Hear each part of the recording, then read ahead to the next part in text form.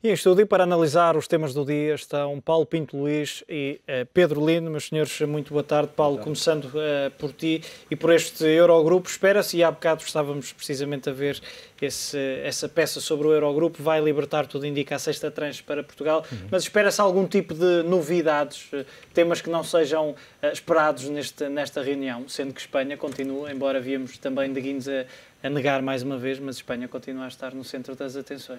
Sim, boa tarde antes de mais. Realmente neste Eurogrupo não se espera assim grandes novidades por agora. Será mais um update de algumas situações, como Portugal, do tema da Grécia, a questão do Fundo de Estabilização, a questão de também desenvolver já mais trabalhos para a Cimeira depois de 18 e 19 sobre a questão da União do sistema bancário. Portanto, há aqui um trabalho de casa que está a ser feito nesta altura. E é óbvio que a situação de Espanha é aquela que centraliza as atenções, porque Espanha continua realmente a tentar evitar um pedido, ou pelo menos a dar a indicação que não precisa. Haverá aqui bluff ou não, é uma questão de... Continuo também a dizer que está a ouvir o BCE, ou perceber em que termos é que o BCE viria, no fundo, em auxílio. O BCE, na semana passada, voltou a reafirmar que está pronto. O Fundo de Estabilização Financeira também está praticamente pronto, com alguns... formatação final também já pronto. Basicamente, espera-se é que ou a Itália ou a Espanha, mas portanto a Espanha, tome o passo seguinte. E os mercados viriam isso como positivo, dado que não queriam ver é que a Espanha volta a precisar de estar numa situação outra vez de limite, outra vez com as yields a dispararem para 7 ou 7 e muito, para então nessa altura, quase in extremis, é que vir pedir um pedido de ajuda. Portanto, o facto de estar num pedido de ajuda formal é algo que o mercado espera e que, quanto a nós, em termos de Barclays, esperamos que possa acontecer na Cimeira de 18 ou 19, aí poderá haver alguma novidade, se houver, se Espanha não quiser resistir mais. Pedro, tu acreditas que o Executivo espanhol acredita, nesta altura, que não vai precisar de ajuda externa?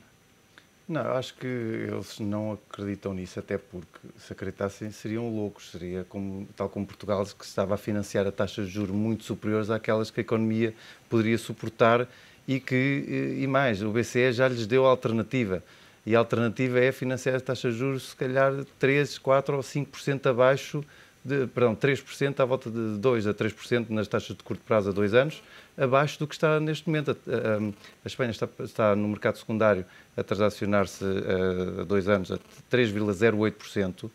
Eu acredito que o BCE, caso eles chegassem a acordo, tentasse empurrar as taxas de juro de 2 anos já para a volta de 1%. E não é tão louco quanto isso, porque a Irlanda, se nós verificarmos, no mercado secundário há 2 anos, hoje as taxas atingiram 1,80%. A Irlanda, ou seja, a Irlanda já está a pagar menos 1,3% do que a Espanha. O que é impressionante, se considerarmos que foi dos primeiros países que teve o grande problema no seu setor financeiro. Idêntico ao espanhol, de resto. Idêntico ao espanhol. E é o que está já mais perto da saída. Por isso eu acho que Espanha deveria considerar seriamente. Agora, há aqui uma série de problemas. Temos as eleições regionais, salvo a 21 de outubro, o Conselho Europeu é ligeiramente antes, e eu sinceramente não creio que Espanha se atravesse com um problema que são as eleições regionais, e depois nós temos o eterno problema grego, que não se fala, mas que eu acho que está a ser determinante para o adiar desta ajuda de Espanha. E porquê? Porque já na semana passada nós ouvimos alguns responsáveis gregos a dizer que queriam as mesmas condições do BCE que este oferecesse a Espanha. Ora, se efetivamente Espanha pedir ajuda, significa que a Grécia tem mais um argumento para pedir taxas também de 1% ou 2%, algo que não é viável enquanto não se descobrir onde é que eles vão cortar na despesa. Nós vemos cá de cerca de 2 meses que os gregos andam a tentar chegar a um acordo com os cortes, salvo 12 mil milhões de euros. Ora, agora o que se querem tentar é aproveitar de uma situação de Espanha, e estão no seu direito, que é, se o BCE, mediante determinadas condições, emprestar ou ajudar a que as taxas no mercado secundário baixem para a Espanha, então também terá que fazer o mesmo para a Grécia. Mas a questão de fundo é que os problemas da Grécia são muito mais profundos. E não é com aliviar a taxa de juros e não é hipotecar ainda mais o BCE, que já tem uma grande exposição à Grécia, que aquilo se ia resolver. Por isso eu acho que aqui há um componente político europeu e um componente interno que está aqui a travar um pouco o pedido de ajuda por parte de Espanha. Paulo, Merkel vai amanhã, ou viaja amanhã para Atenas. A questão que se coloca nesta altura e a chanceler alemã fez questão de dizer isso mesmo, não há mais dinheiro para Atenas. Atenas vai ter que resolver esta situação por si só, mas o facto de dizer que não há mais dinheiro não quer dizer que eventualmente não haja um novo perdão de dívida. Fala-se nisso já o FMI falava nessa possibilidade que teria que ser considerada mais tarde ou mais cedo, porque obviamente em termos de rácios para o futuro as coisas não estão famosas e com a crescente recessão na Grécia e com a austeridade, quer dizer, há aqui obviamente uma questão a médio prazo, que, fazendo as contas, é inevitável que tenha que acontecer algo no futuro. Esta questão de Merkel também se tem especulado muito o porquê. Obviamente parece haver aqui uma tentativa de marcar uma posição de que a Alemanha e Merkel está convictamente na defesa do euro, na defesa de que também a Grécia, ao contrário do que se vinha dizendo nos últimos meses, que apesar de tudo a Grécia era o elo mais fraco e que mais tarde ou mais cedo iria ser deixada a cair, a Alemanha parece estar aqui a tentar marcar a posição de que a Grécia não sai, nós não queremos que ela saia. Portanto, é apenas um gesto político importante nesta fase. Mais do que isso, obviamente, não deverá haver por parte de Merkel nenhum tipo de compromisso, tentará afastar isso, mas o compromisso de que Samaras continue com as medidas e que a avaliação da Troika que se faça nas próximas semanas seja de entregar, vá lá, mais uma tranche e empurrar mais um pouco esta questão da Grécia, porque, obviamente, para a Europa as outras questões são mais importantes, a questão espanhola, a questão italiana e, mais tarde ou mais cedo, conforme se resolverem essas, a questão de França, porque é preciso não esquecer que França também tem austeridade para implementar, é uma economia muito importante e é aquela que dentro dos países fortes poderá ficar mais fragilizada se não há uma resolução da questão espanhola e Itália antes disso. Em relação a Portugal, Pedro, em relação a uma operação da semana passada, uma operação de troca de dívida que Vítor Gaspar veio dizer que foi um sucesso e marcou, e foram estas as palavras dele, o regresso de Portugal aos mercados não em 2013, mas em 2012. Mas ainda assim há aqui alguns dados que eu gostava que analisasses, nomeadamente a quantia que vai ter que ser paga, não em setembro de 2012, que seriam de sensivelmente 10 mil milhões, mas que passa para outubro de 2015 para 13.400 milhões de euros. Pronto, esse é o problema. Primeiro, o acesso aos mercados não foi um acesso completo, foi um meio acesso. Foi algo que a Irlanda já começou em junho, que foi a trocar a sua dívida para mais longo prazo, a pedir aos seus credores, para em vez de receberem dentro de X meses, receberem dentro de alguns anos, prolongar as maturidades.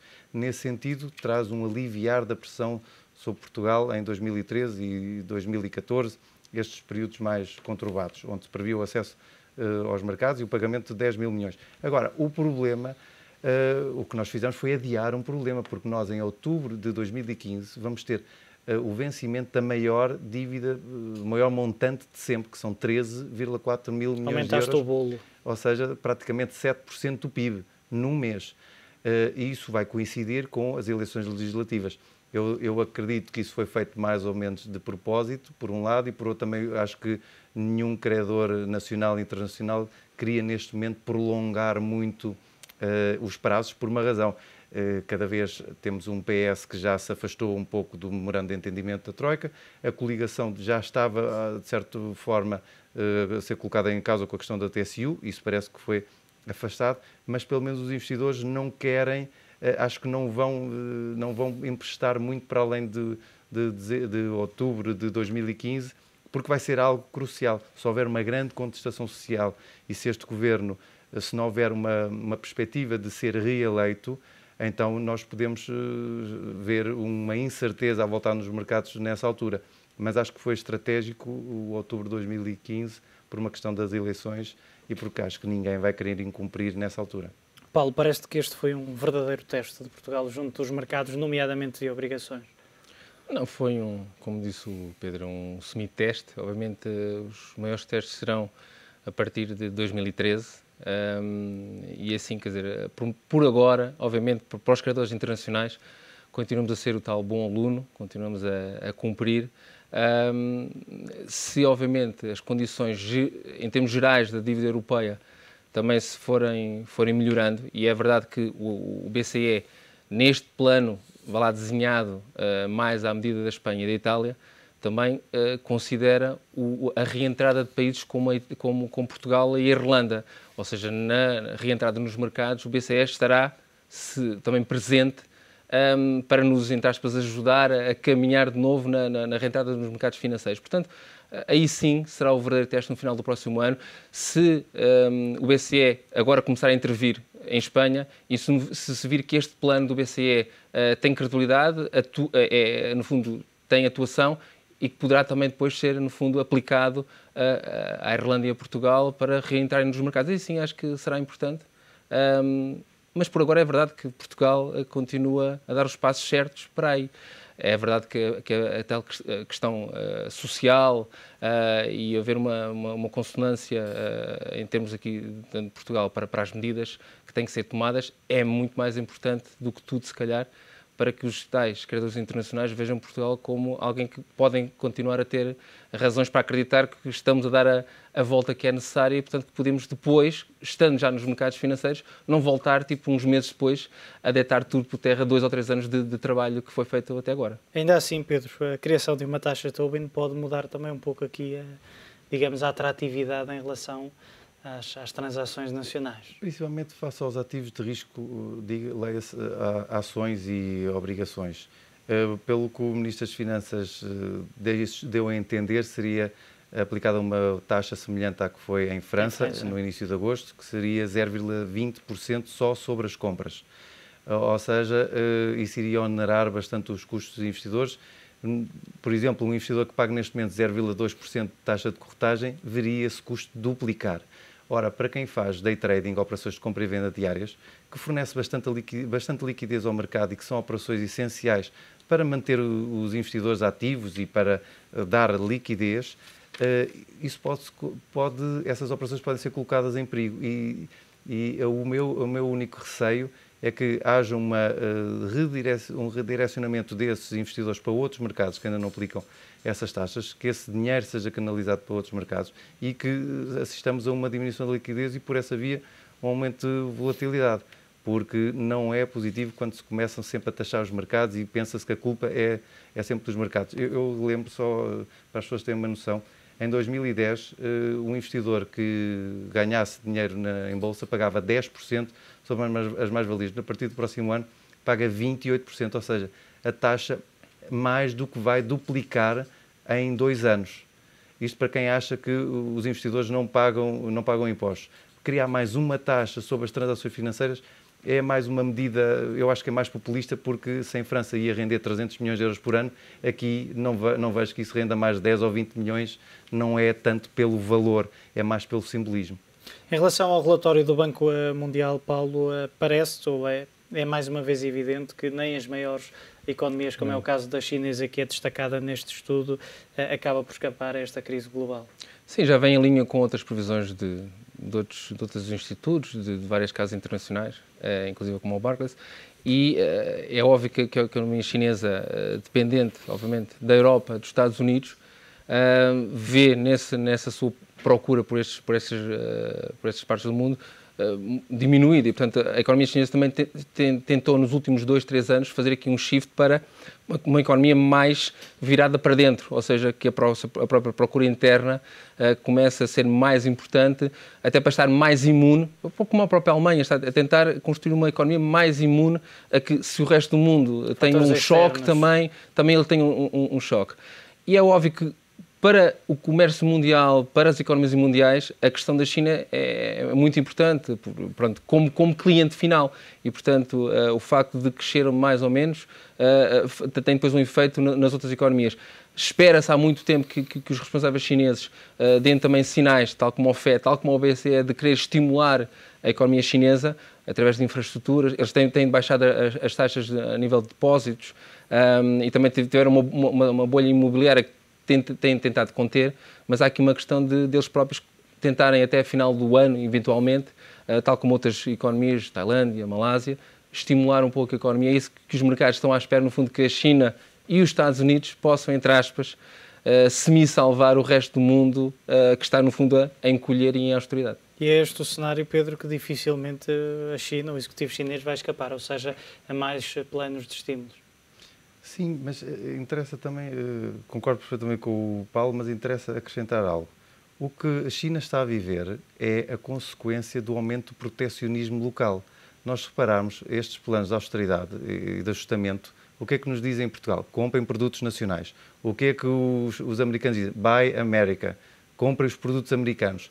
Por isso, cada economia está a tentar que a sua procura interna seja, não digo que seja um motor, porque no caso português não é, mas pelo menos que contribua para a diminuição das importações. Ora, isso tem que afetar alguém. E o maior exportador do mundo era ou a Alemanha ou a China, mas os maiores exportadores estão a ser afetados principalmente a China, porque nós importávamos muitos produtos chineses. É natural que a China sinta agora uma pressão na sua máquina exportadora. Porquê? Porque os outros países tentam que a sua procura interna, que o consumo dos seus agentes económicos seja mais virado para a procura interna e não para a procura externa. Agora, posto isto, claro que o facto da China estar a abrandar, porque aliado às exportações vem uma diminuição forte do PIB, e se estarmos a crescer cerca de 7,2% ao ano, ou seja, o mínimo desde há 11 anos, é algo bastante negativo até para as economias periféricas. E o que vimos foi que já a Coreia aplicou estímulos de 5,3 mil bilhões de dólares esta semana. Espera-se que baixem as taxas de juros. A Malásia e as Filipinas começaram a estimular a sua economia através de pacotes de obras públicas.